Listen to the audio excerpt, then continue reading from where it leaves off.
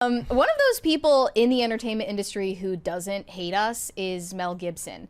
And Amen. For about 7 years now, he has been working on the script for a sequel to Passion of the Christ, which was unexpectedly a huge box office hit.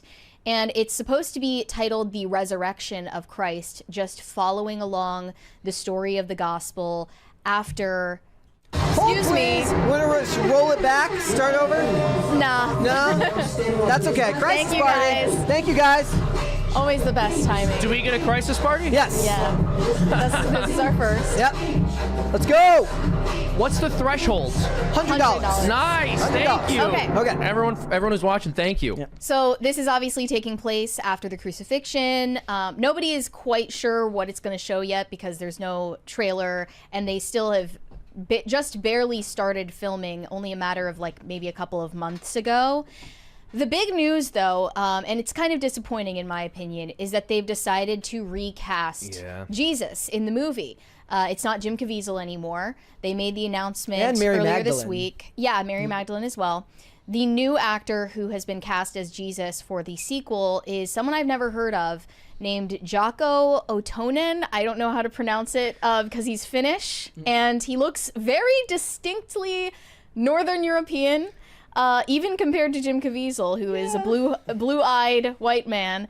And now we live in these times where everyone has to complain about it. Like Hayley Williams just had that song "True Believer," where I actually wanted to quote the lyric that she put in there.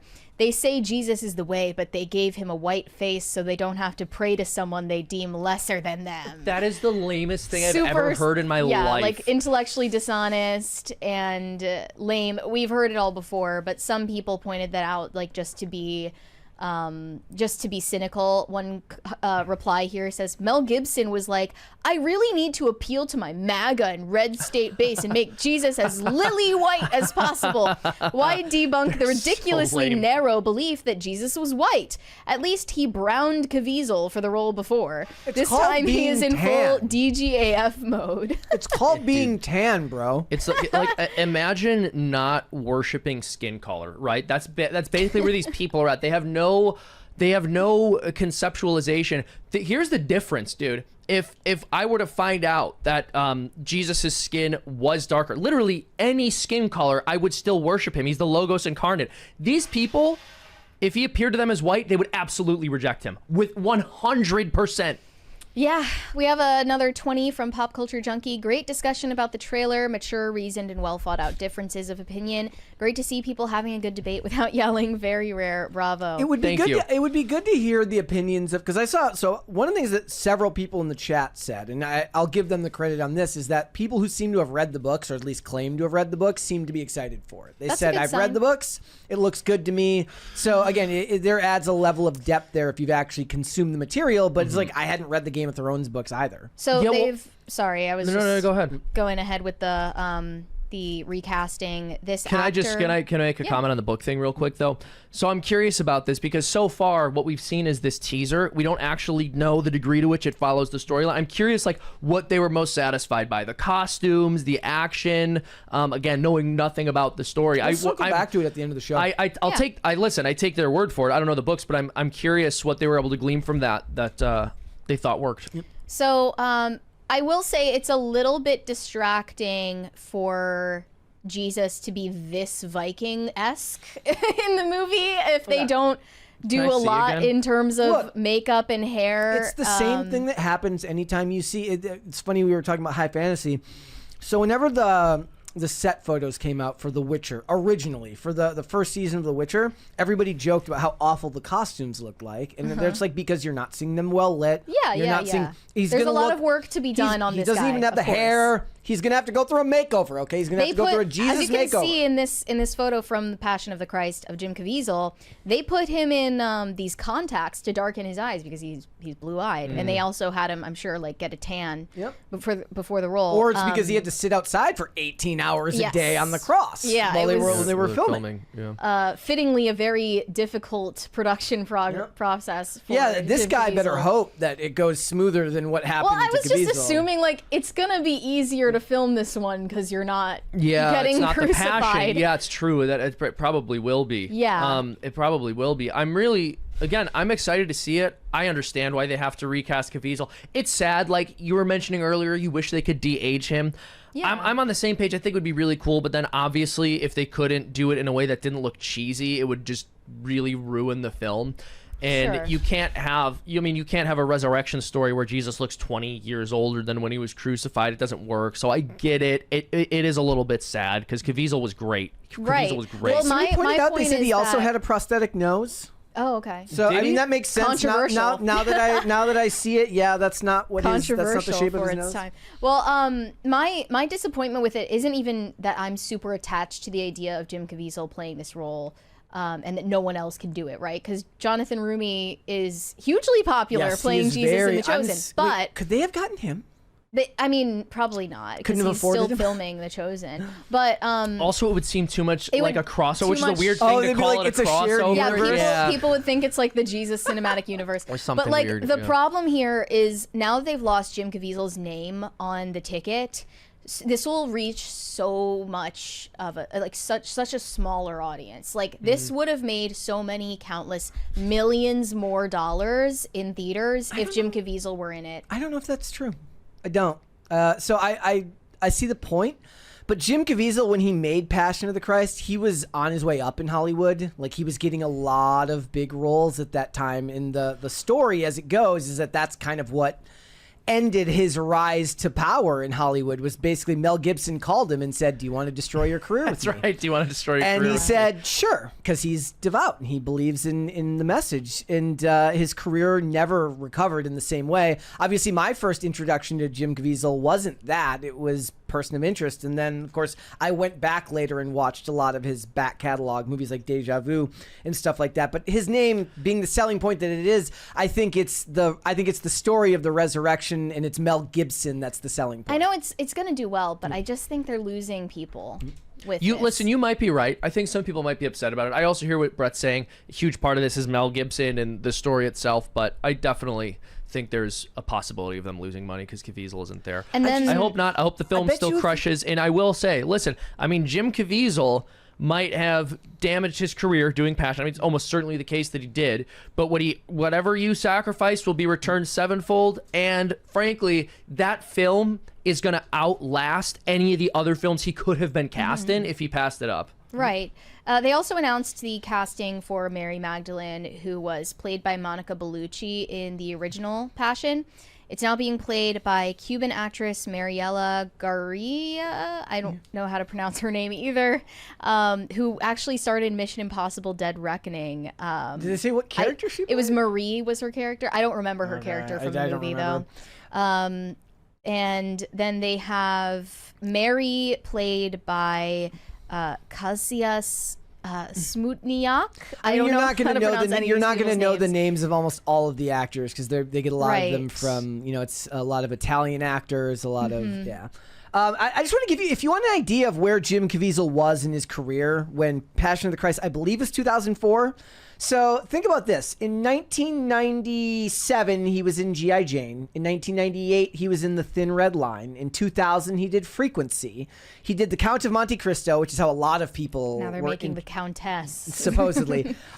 He did, what was it? And then he did Deja Vu in 2006. He did The Passion of the Christ in 2004. He was, and then Outlander in 2008. He was a bona fide star at that time, doing movies. But at the same time, I imagine that if you asked the average moviegoer who went to see that movie in theaters now, and they said, who made that movie? They're going to tell you Mel Gibson. They're going to say, who starred in that movie? And they're going to go, They wouldn't know. I don't think they would. Like they might. It might come to them eventually, Okay. but they're not going to know it off the top of their head. Well, I was just interested in why this happened because obviously there's the concern about how to de-age him. I think they have the means to do it. Like financially, they're able to fund the technology that they need to de-age Jim Caviezel. I don't think that's the reason. There must have been something else that conflicted with it. And you told me that Jim Caviezel is actually taking a new role to Yes. star in Archangel, which is from Sony, set for release in November of 2026. Yep, he's alongside Olivia Thirlby and Garrett Dillahunt and Shea Whigham. Shea Whigham was in obviously the last several Mission Impossible movies as well. It was a Mandalay movie with a script bought by Sony. Look, I'm surprised at this because, like I said, Jim Caviezel was persona non grata, at least on the big screen, for a long time. But Sound of Freedom made a lot of money. Relative to its budget. So, and he has somebody in the chat had a really great description of him. And I lost it Before already. you get to it, we have a 20 from Dr. Larsena. Seamus, is your comment about prancing around blank referring to the bull dancing a la Minoan culture was part of the book, and she wasn't wearing less than typical sports uniforms, can't do it in a dress? I think he was talking about the scene between the guy and the girl. But there was also the she's other like scene. basically in a bikini. You can she's half naked. The other scene was I forget which actress that was, but she was like scantily clad. And then I know it has. Well, I want to respond to someone who said God created us naked. Why are you ashamed of God's creation? I'm not ashamed of God's creation. It is because the human body is a beautiful thing that you cover it. It is because sex is something that is intended for marriage, and you should only be desiring sex with your spouse, that your body should be covered. Not because these are bad things or because these are dirty things, but because they're good things. And we want to protect good things instead of allowing them to be degraded by a pornified culture. Well, relevant to Passion of the Christ, they didn't decide to put Jim Caviezel butt naked on the cross in the movie, did they? And it's not because that's not historically accurate. I mean, by all accounts, Jesus was probably naked on the cross, but we don't depict him that way. And that's not because we have a hatred or disdain or fear of the human body. It's just a sign of reverence. So I don't think that is really a valid argument. It's like when people make a false equivalency between Michelangelo's David and pornography. It's like totally different. I did see that in the chat. Definitions. Exactly. And in order for something to be porn, I do think that there needs to be an intent for it to be consumed that way. Like the intent of the artist or the creator of whatever it is you're consuming to titillate or arouse, like that would be essential to the definition of pornography. And again, you know it when you see it. So exactly. I don't know if I would say like those parts of the trailer I'm gonna call those like pornography. I don't think that, and I think that would be a hasty judgment to make before we've seen more of the project. But as for the Passion sequel, I am still planning on watching it. I do just fear that it's going to reach less people after this decision. Well, it was more novel. He is 57 though, to be fair. It was more not the movie idea was more novel in 2004. If only they'd gotten around to the sequel sooner, right? Well, and I mean, honestly, it's probably better off now than say 10 years ago because you are going through what they quote unquote call the cultural vibe shift, and with the success of Sound of Freedom, with the rise of studios like Angel Studios, which are putting out a lot of stuff like that is appealing to more and more people. I don't know if it's going to make the. Granted, remember, Passion of the Christ made $610 million, but that's $610 million in 2004 money. That's a lot of huge. tickets. Yeah, that's a lot of movie tickets to be moving. And another thing to consider too is just what's happened to cinema in the past 20 years. The fact that theaters are not as healthy as they were at that time. I'm curious how the film's just going to perform by virtue of the fact that it's being released in the streaming economy. We'll wait and see. Like I said, Angel Studios has this great business model now where they kind of turned it into a community effort. They were like when they released Sound of Freedom, you were able to buy tickets for your friends and your family if you wanted to do that and pay it forward, which is certainly a very unique business model in the market. So we'll wait and see, and it's going to be a couple of years now, I'm guessing, by the time production is done, given the fact that they've just relaunched. But I will keep my eyes open for both the sequel for this and also for whatever Jim Caviezel is doing. And I just want to mention here too that this is more of a broad lamentation, but I miss going to the theaters. I miss a film being an event and a cultural event, and it's a little bit sad what streaming has done. And I think it's great that Angel Studios has found a way to get their movies back into theaters. I mean, still, just because my brain has such a hard time focusing that the theater experience is entirely like, there has never been a streaming show that has resonated with me the way the worst movie resonates with me in the theaters.